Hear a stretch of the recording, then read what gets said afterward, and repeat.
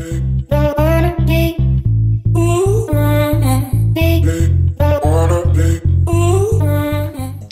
Assalamualaikum warahmatullahi wabarakatuh. Pada kesempatan kali ini kita akan membahas mengenai kedudukan dan fungsi Undang-Undang Dasar Negara Republik Indonesia tahun 1945. Oke, jadi yang pertama kita akan membahas mengenai kedudukan Undang-Undang Dasar Negara Republik Indonesia tahun 1945.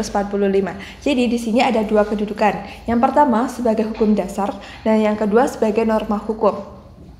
Makna dari sebagai hukum dasar merupakan aturan-aturan yang dipakai sebagai landasan hukum dan sumber bagi berlakunya hukum yang ada di bawahnya. Yang kedua, pengertian dari norma hukum merupakan berisi peraturan untuk membatasi tingkah laku manusia sebagai warga negara yang harus ditaati, dipatuhi, dan dilaksanakan. Nah, karena ini hukum itu kan merupakan peraturan yang memaksa dan yang harus dilakukan oleh semua warga negara. Dan jika tidak dilaksanakan, maka akan mendapatkan sanksi. Oke, yang kedua, ada sifat dari Undang-Undang Dasar Negara Republik Indonesia tahun 1945. Nah, di sini akan saya sebutkan sifat-sifat secara umum mengenai konstitusi itu sendiri. Nah, di sini ada 5 sifat. Yang pertama, berdasarkan bentuk atau wujud konstitusinya. Kalau berdasarkan bentuk, di sini ada 2, yaitu konstitusi tertulis dan juga konstitusi tidak tertulis. Kalau konstitusi tertulis itu maknanya adalah konstitusi yang dituangkan dalam sebuah dokumen.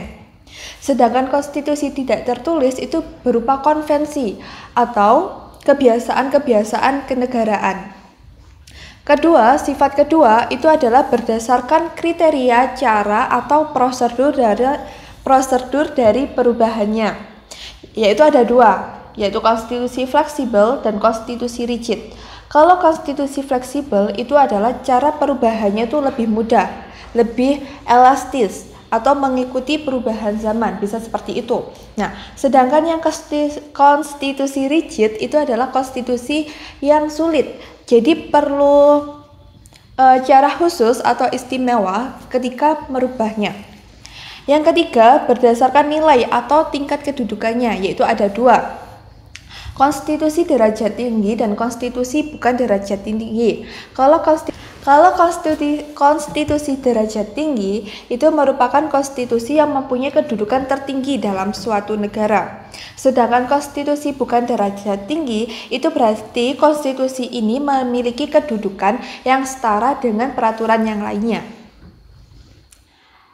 Sifat yang selanjutnya yaitu berdasarkan bentuk negara. Di sini ada 2, yaitu berdasarkan konstitusi serikat atau bentuk negara serikat atau federal dan konstitusi kesatuan atau berdasarkan negara kesatuan.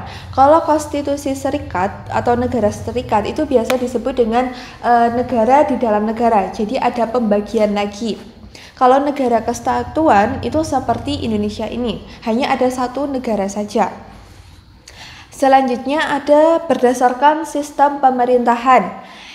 Di sini ada 2 sistem pemerintahannya, yaitu sistem pemerintahan presidensial dan sistem pemerintahan parlemen. Nah, di sini ketika suatu negara itu menggunakan sistem presidensial, maka konstitusi yang digunakan yaitu konstitusi sistem presidensial. Begitu juga dengan konstitusi parlementer. Ketika negara itu menggunakan sistem pemerintahannya parlementer, maka konstitusi yang digunakan yaitu konstitusi parlementer. Perbedaannya seperti apa antara konstitusi sistem presidensial dan parlementer? Kalau sistem presidensial antara kepala pemerintahan dan kepala negara itu hanya 1, yaitu presiden. Sedangkan sistem parlementer atau di sini sistem pemerintahan parlementer itu berbeda. Kalau kepala pemerintahannya itu dipimpin oleh Perdana Menteri, sedangkan kepala negara itu dipimpin oleh raja atau presiden. Nah, berdasarkan 5 sifat tadi, maka dapat disimpulkan bahwa Undang-Undang Dasar tahun 1945 itu memiliki sifat sebagai berikut. Yang pertama yaitu tertulis, artinya dituangkan dalam sebuah dokumen.